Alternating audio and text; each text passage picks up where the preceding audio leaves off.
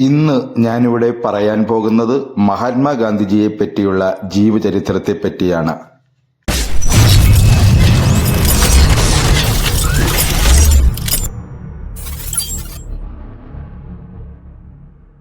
മോഹൻദാസ് കരംചന്ദ് ഗാന്ധി അഥവാ മഹാത്മാഗാന്ധി ഇന്ത്യൻ സ്വാതന്ത്ര്യ സമര പ്രസ്ഥാനത്തിന്റെ നേതാവും വഴികാട്ടിയുമായിരുന്നു. ഇന്ത്യയുടെ രാഷ്ട്രപിതാവ് എന്ന് അദ്ദേഹം വിശേഷിക്കപ്പെടുന്നു.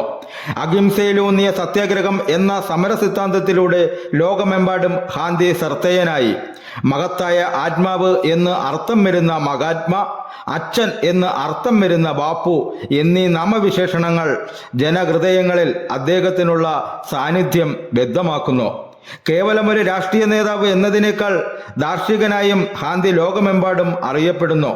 കരംചന്ദ് ഗാന്ധിയുടെയും പുത്ലിബായിയുടെയും 3 പുത്രന്മാരിൽ ഇളയവനായി 1869 ഒക്ടോബർ 2 ഗുജറാത്തിലെ പോർബന്തറിൽ ഗാന്ധി ജനിച്ചു. അദ്ദേഹത്തിന്റെ പിതാവ് കരംചന്ദ് ബാങ്ക നഗറിലും രാജ്കോട്ടിലെയും പ്രധാന മന്ത്രിയായിരുന്നു.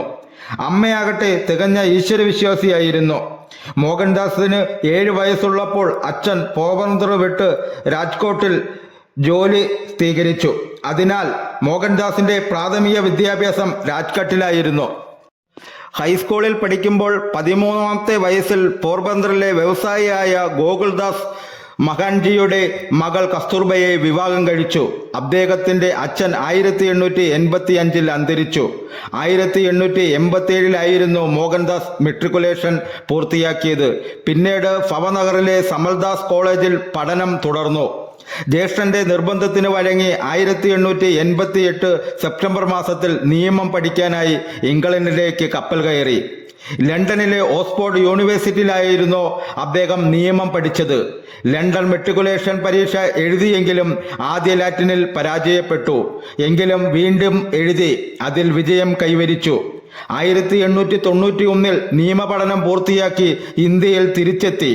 1893 ഗാന്ധി വീണ്ടും ദക്ഷിണാഫ്രിക്കയിൽ നാറ്റാളിൽ എത്തി. എന്നാൽ ദക്ഷിണാഫ്രിക്കയിലെ വർണ്ണവിവേചനം അദ്ദേഹത്തിന്റെ മനസ്സിനെ പുതിയൊരു രീതിയിൽ ചിന്തിക്കാൻ പ്രേരിപ്പിച്ചു.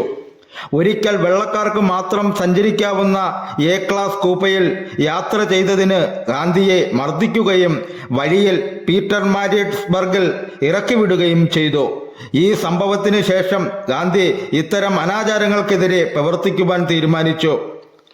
പെട്ടോറിയയിലെ തയ്യബ് ഹാജി ഖാൻ മുഹമ്മദ് എന്ന ഇന്ത്യക്കാരനായ വ്യാപാരിയുടെ സഹകരണത്തോടെ അവിടുത്തെ ഇന്ത്യക്കാരുടെ ഒരു യോഗം വിളിച്ചുകൂട്ടി.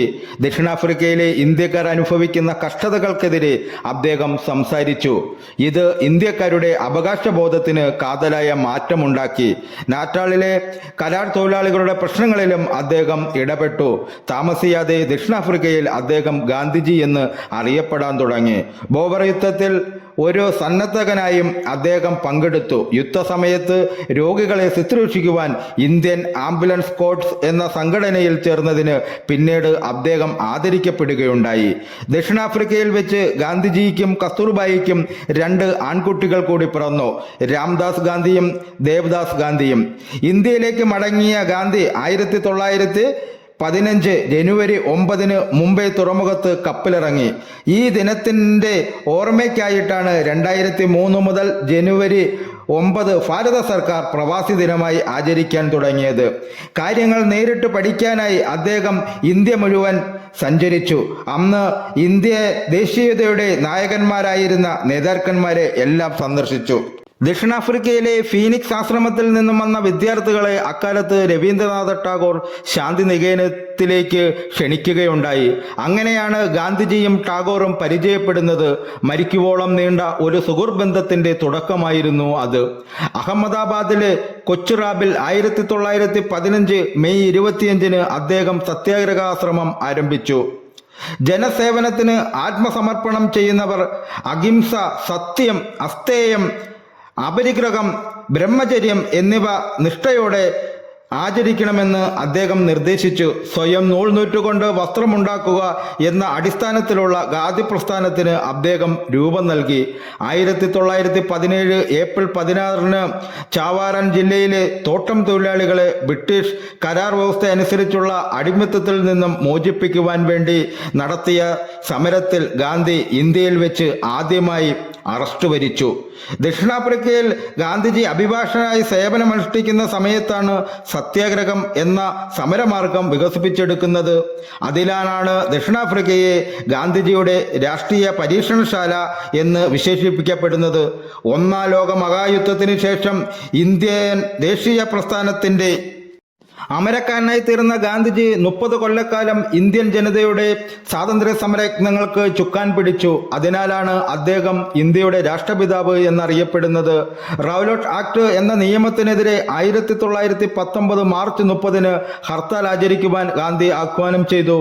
അന്നാണ് നിസ്സഹകരണ സമരം തുടങ്ങിയത്.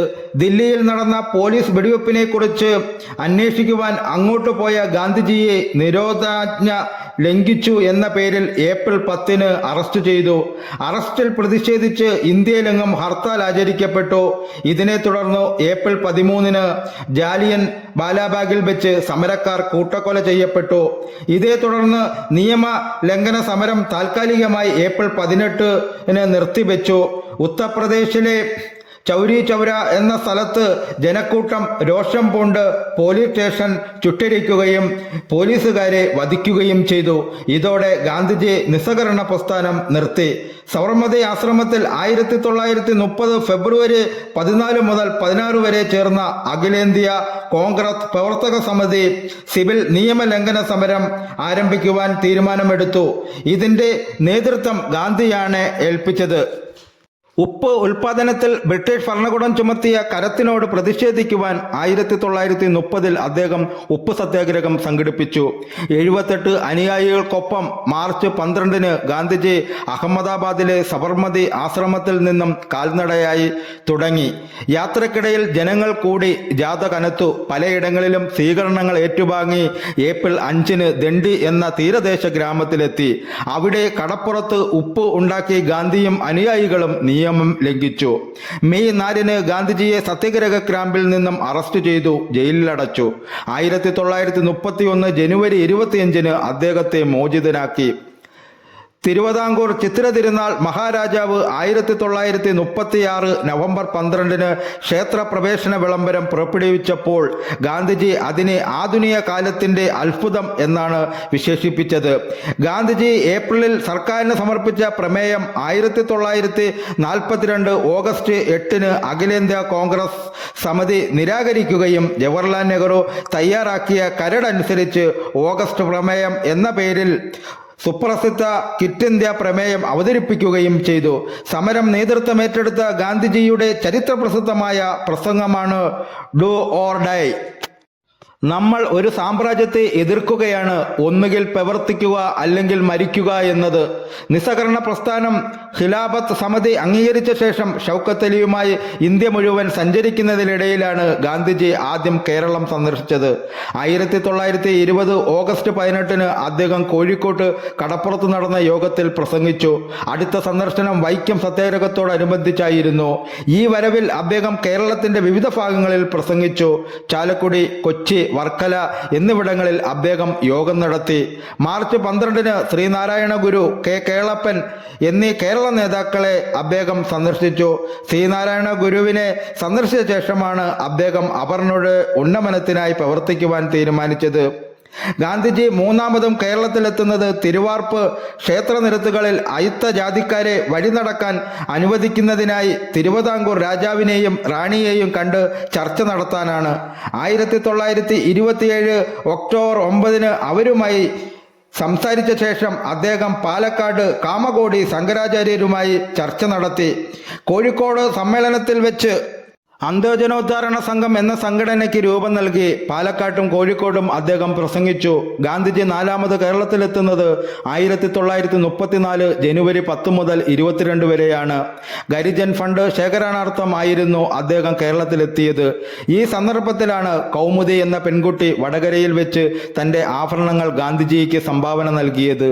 ഗാന്ധിജി 5ാമതായി കേരളം സന്ദർശിക്കുന്നത് 1937 ജനുവരി 12 മുതൽ 21 വരെ. ഇത് ക്ഷേത്രപ്രവേശന വിളംബരത്തിന്റെ പശ്ചാത്തലത്തിലായിരുന്നു. ഗാന്ധിജിയുടെ ജീവിതത്തിന്റെ അവസാന കാലം പൊതുവെ ദുഃഖഭരിതമായിരുന്നു. അദ്ദേഹം വെറുത്തിരുന്ന ഇന്ത്യ വിഭജനം അതിന്റെ പ്രധാന കാരണവുമായിരുന്നു. കസ്തൂർബായുടെ വിയോഗം അദ്ദേഹത്തെ ദുഃഖത്തിലാക്കി. വിഷ്ണുഭജനമായിരുന്നു ആശ്വാസം. അദ്ദേഹം അനേകം പ്രാർത്ഥനാ യോഗങ്ങളിൽ പങ്കെടുത്തു. 1947 ഓഗസ്റ്റ് 15 സ്വാതന്ത്ര്യം ആഘോഷിച്ചപ്പോൾ ഗാന്ധിജി കൽക്കട്ടയിൽ ഭാരത വിഭജനത്തിൽ ദുഃഖിതനായി കഴിഞ്ഞു. 1948 ജനുവരി 30 വെള്ളിയാഴ്ച വൈകുന്നേരം 5:17 ഡൽഹിയിലെ ബിർള മന്ദിരത്തിൽ ഒരു പ്രാർത്ഥനാ യോഗത്തിൽ പങ്കെടുക്കവേ ഹിന്ദു മഹാസഭ പ്രവർത്തകനായ നാഥുറാം ഗോഡ്സെ എന്ന മതഭ്രാന്തന്റെ വെടിയേറ്റ് അദ്ദേഹം മരണമടഞ്ഞു. ജനുവരി 31 ഗാന്ധിജിയുടെ ഭൗതിക ശരീരം രാജ്ഘട്ടിൽ സംസ്കരിച്ചു. രാജ്യം മുഴുവൻ അദ്ദേഹത്തിന്റെ മരണത്തിൽ അനുശോചിച്ചു. രാഷ്ട്രപിതാവ് എന്ന് ഗാന്ധിയെ ആദ്യമായി വിളിച്ചത് നേതാജി സുഭാഷ് ചന്ദ്രബോസ് ആയിരുന്നു. ഇന്ത്യക്ക് യഥാർത്ഥമായി സ്വാതന്ത്ര്യം കിട്ടണമെങ്കിൽ ഇന്ത്യ ജീവിക്കേണ്ടത് നഗരങ്ങളിലല്ല, ഗ്രാമങ്ങളിലാണ്, കൊട്ടാരങ്ങളിലല്ല, കുടിലുകളിലാണ് എന്ന് ഗാന്ധിജി വിശ്വസിച്ചിരുന്നു. എൻ്റെ ഈ വീഡിയോ എല്ലാ കൂട്ടുകാർക്കും ഇഷ്ടമായി കാണുമെന്ന് ദൈവനാമത്തിൽ വിശ്വസിച്ചു കൊള്ളുന്നു. ആദ്യമായാണ് എൻ്റെ ചാനൽ കാണുന്നതെങ്കിൽ എൻ്റെ ചാനൽ സബ്സ്ക്രൈബ് ചെയ്യുക, ലൈക്ക് ചെയ്യുക, കമൻറ്റ് ചെയ്യുക, ഷെയർ ചെയ്യുക. ഈ വീഡിയോയുടെ അഭിപ്രായങ്ങൾ കമൻറ്റുകളായി രേഖപ്പെടുത്തണമേ എന്ന് വിനയത്തിൻ്റെ ഭാഷയിൽ അപേക്ഷിച്ചു കൊള്ളുന്നു. ഇനി അടുത്തൊരു ദിവസം അടുത്തൊരു വീഡിയോയുമായി നമുക്ക് കണ്ടുമുട്ടാം കൂട്ടുകാരേ.